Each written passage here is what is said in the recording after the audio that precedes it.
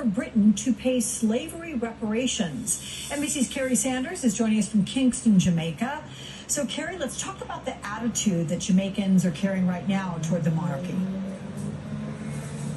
Well, this is a country of 3 million, so you have many different opinions. But of those I've spoken to, they're not celebrating the Queen's death in any way, but they had expected during her 70 years of rule an apology, because back in the 1600s, it was the monarchy, the Duke of York, that established the British African Company that enslaved people and then brought them to Jamaica to work on the plantations, and plantations that were sugar, and sugar was like gold at the time.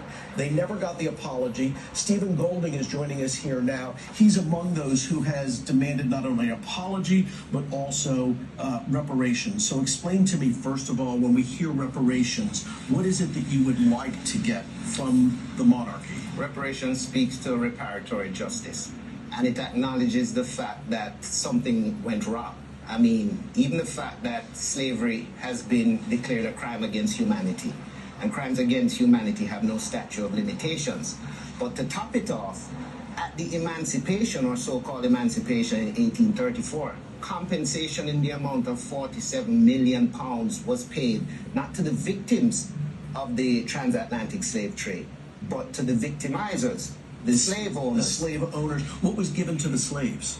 Absolutely nothing. In fact, they were put into a 4-year period termed an apprenticeship, where they gave 4 more years of free labor to the plantation. Now, how do you do a job for 300 years and in the last 4 years you are suddenly an apprentice? So to understand how much money was given to the enslavers back in the 1800s, explain when that was finally paid off. That wasn't paid off until 2015, according to the British Treasury, which compounds the problem, because it means Jamaicans who were a part of the Windrush migration to the UK, who helped build up the UK after World War II, in their taxes that they paid up to 2015, they were paying back the loan taken out to pay the slave owners. So we practically had to buy our ancestors out of slavery. An injustice. This is a tragedy.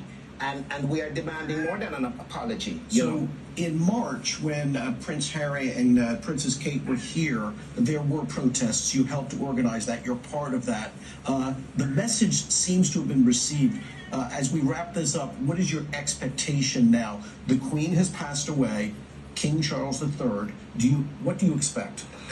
You know, Prince Charles had an opportunity to address this, I believe, when he spoke at the Commonwealth Heads of State. He didn't. The language of the Europeans who were responsible, and particularly those representing the institutions of the monarchies that were involved, have been very careful in their language. They've never said sorry.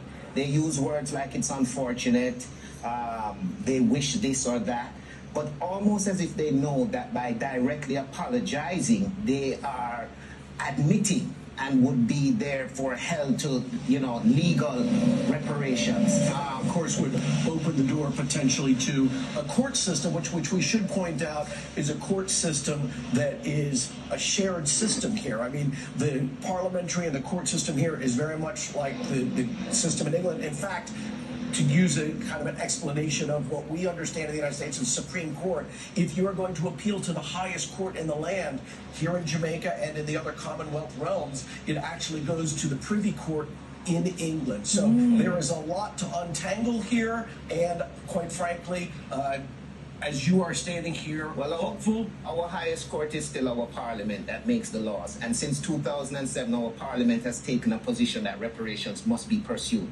I am asking King Charles III to do the right thing in this case. And it begins with an apology, and then it begins with discussing how these reparations will be made. Other institutions in England have started. It's time the monarchy, which is one of the chief institutions responsible, be brought to book. Stephen, thank you very much. I appreciate your time. Clearly something that may be new to some in our audience, but here in Jamaica, a long-held discussion, and again, a lot of waiting, Alex. Yeah, there has been a lot of waiting, and we will see what comes from all of this discussion. Thank you so much.